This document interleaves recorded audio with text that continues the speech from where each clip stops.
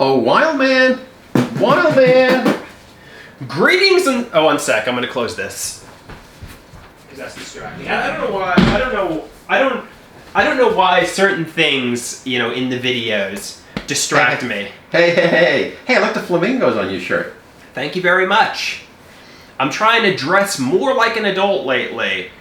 In months past, you know, like a few short years ago, I was wearing superhero wrestling t-shirts that were from Hot Topic. And Hot Topic! You know, to be perfectly honest with you, when you're in your late 20s, early 30s, if you're wearing t-shirts that look like, that come from Hot Topic, there's problems. You look like a man-child, and, you know, that's not how a 30-year-old man should be dressing.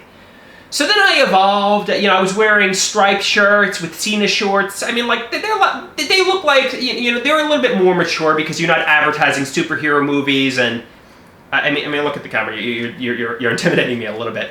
But, yeah, I mean, they're a little bit more appropriate. But yeah, I mean, when you're dressing like John Cena, I mean, that's not socially acceptable. Maybe that's not socially acceptable in the year 2021.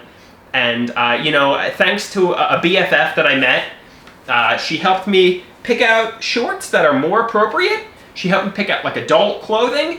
And in the future, you know, if you want to impress the ladies, you know, to be perfectly honest with you, you have to dress like an adult.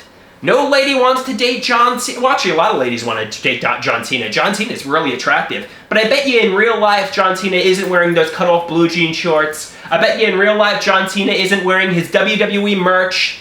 Okay, so you're no, but yeah, and that's excellent. I mean, you made some good choices. Okay, so do you want me to teach you how to put on a performance, how to play a character? Sure. Okay, so you're gonna be like the Macho Man Randy Savage. I'm gonna be like the Ultimate Warrior. Like, okay, pretend you're like the Macho Man Randy Savage buying some coffee. I'm your barista. Hello, Macho Man. Oh, hello, barista. I want some coffee with a lot of caffeine. So ooh, yeah, you're nailing the Macho Man. You're really rock and rolling. Yeah, so I can get up to speed with life and such. Oh yeah, ooh yeah, you're the Macho Man. Oh yeah, macho.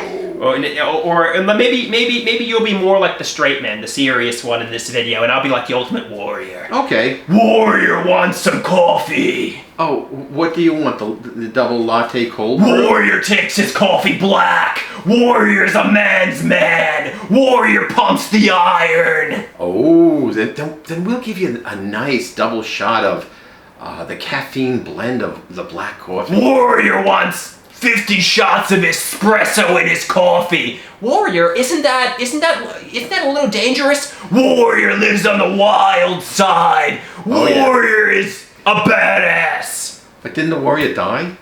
Oh yeah, but I don't think he died of a caffeine overdose. Oh, we don't know. Maybe he did. Maybe he's having 50 shots of. Yeah, I know Macho Man Randy. Don't mention drug use, but I know Macho Man Randy Savage cut a promo on coffee, and he was like, ooh, I'm the cream of the crop. Ooh yeah, and he's throwing the coffee, you know, packets. But I think a lot of people are looking at Macho Man Randy Savage, and they're thinking, Is it the coffee that's giving him the energy? I don't know. We're only speculating. But to be perfectly honest with you, I know a lot of wrestlers in the 80s were abusing steroids and, you know... Ooh, step into the Macho Man might be drinking too much coffee. Too much bean. Right. You gotta have like a fresh... I guess a phrase to talk about coffee. Oh, the bean. Right. So I'm only speculating. I don't have any I don't know. But when it comes to the Macho Man, you know. Oh, but I think a lot of these larger than life personalities, like the Macho Man, like the Ultimate Warrior, like Hulk Hogan, are really not in the wrestling industry in the year 2021. Wouldn't you say? What do you mean? I'm sorry, I don't understand what you mean. If you look at wrestlers from the 80s, like they have a lot of these larger than life personas. You know, even like in the 90s, like with Vince McMahon, Stone Cold Steve Austin, The Rock, Mick Foley. Like, these are characters that are larger than life.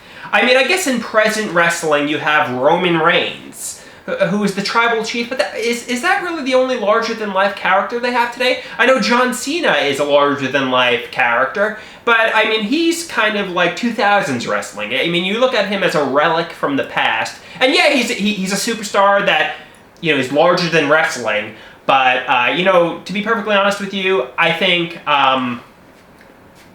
the larger-than-life, embellished personalities, sensational performers, and I think that's part of the reason, you know, the ratings are so low. I mean, you know, technical wrestling, you know, 5-star matches, little flips are fun, but I think a lot of people like the 6'6", 6'6" muscular badasses. You know, but they had the one guy who was over the top, who did the Funhouse.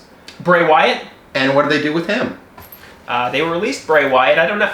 A lot of people, I know you and I personally like the Firefly Funhouse. Maybe it's because it's very similar to Papi and the Wildman and the home environment here. Yeah, I definitely say, you know, because my blue room in my old bedroom and the interactions with Papi and Mama are a little bit like the Firefly Funhouse. I definitely see parallels and similarities with that.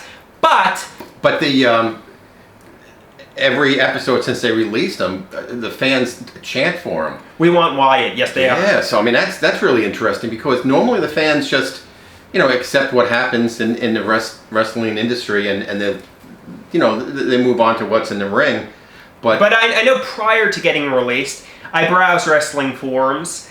I have, you know, for many years. I mean, I don't think I'm as involved in the product anymore, but you know, I noticed people didn't like Wyatt prior to them releasing him. They thought he was generic, boring, corny, cheesy, you know, like Disney horror, like Nickelodeon, like Cartoon Central horror. It wasn't really something that's gonna really horrify you. It's like kid-friendly horror, and that's okay. I mean, but and how about Alexa Bliss still doing the Bray Wyatt gimmick even after Bray Wyatt's released? Yeah, that's interesting. Yeah, she's doing like she's doing like the craziest of crazy, you know, like Harley Quinn gimmick, and you know, I'm surprised.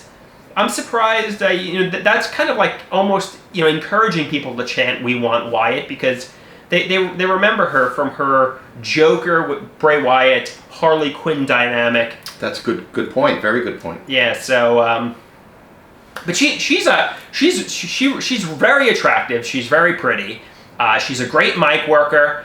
You know, and I personally like her Harley Quinn gimmick. I know a lot of people like the Disney princess, the Disney goddess gimmick, but I think she's an example of a larger than life character. She has the look. She's really pretty. She's and you know, some people.